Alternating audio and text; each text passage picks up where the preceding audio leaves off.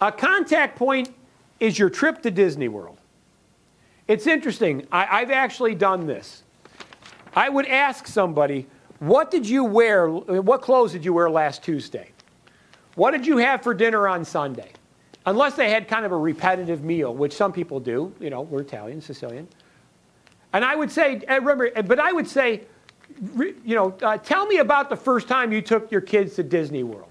And my God, they remembered every aspect. It was raining, and it was this, and it was sunny, and we had this problem at the airport. Most people have too few contact points because too few aspects of their lives are memorable. It's this constant shade of gray with no hot pink and no red. Now, I'm not saying that you have to have an entire life of hot pink and red. Obviously, that's not going to be appropriate either. But a contact point is a way that you can make a connection. It's something that breaks out of the ordinary. It's something that you could always come back to.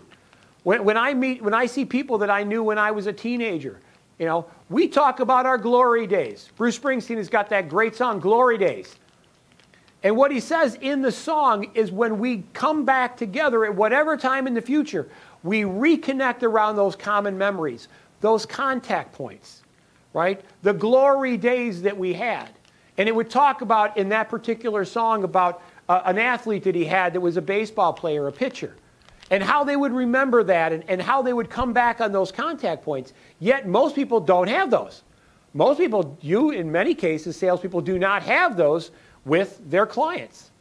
What they have is an endless series of gray sales calls, right? No highs, no lows. There's no fire engine red, there's no hot pink. It's just a constant stream of gray. They have no way to go back and reconnect, regardless of how many years have passed. So when you see that person you haven't seen since college, or since high school, or since 30 or 40, depending on whatever age you are right now, you immediately go back to that contact point. This is where we had before. This is what brought us together. Now, you can artificially create these contact points. And we as salespeople want to control every aspect. For example, we often say, love what they love. So if they love something, figure out a way to share in that love. If they're a good enough prospect for you, you're going to figure out a way to do that. You want to be able to have that convergence point, that opportunity to come back, regardless of the time that passed.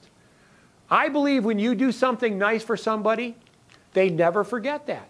I have people that I've done kindnesses for 30 years ago that I may not have seen for the last 10. And when I see them, they go back to that contact point and say, I've always remembered what you did for me when my mom died.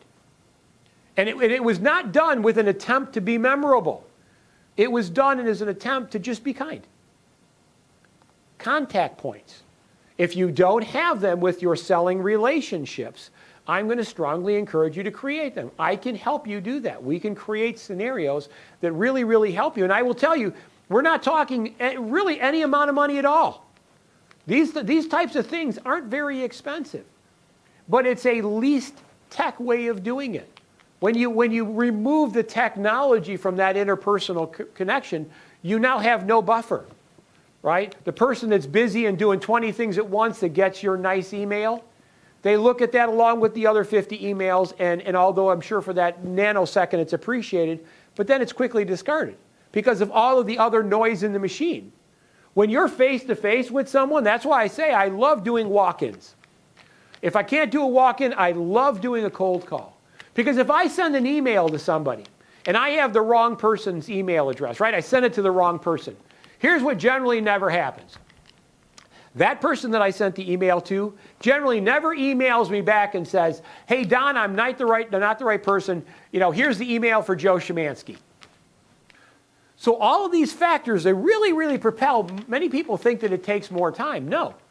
Wasted time comes from inadequate information. Inaccurate information is such an enormous waste that sends you in 15 different directions. With one phone call, I can find the right person, the right telephone number, the right email address, the perfect time to call them. How many times have you found the right person? They say, well, Bob's out of town. He won't be back till Monday. So if I was to call and leave a message for Bob right now, what would I know not happen until Monday? I would have zero chance of reaching him. Why? Because Bob's not in town. At least if I call him on Monday, by some happenstance, Bob might be able to pick up the phone. Now, have I wasted any time? No. Whereas for sure, if I would have left a message on Wednesday when he wasn't there, I would have wasted any time. The best that I could have hoped is that he called me back on Monday. But that's still 2 attempts on, that's time, that's 2 time units for me, as opposed to 1 potential time unit on Monday.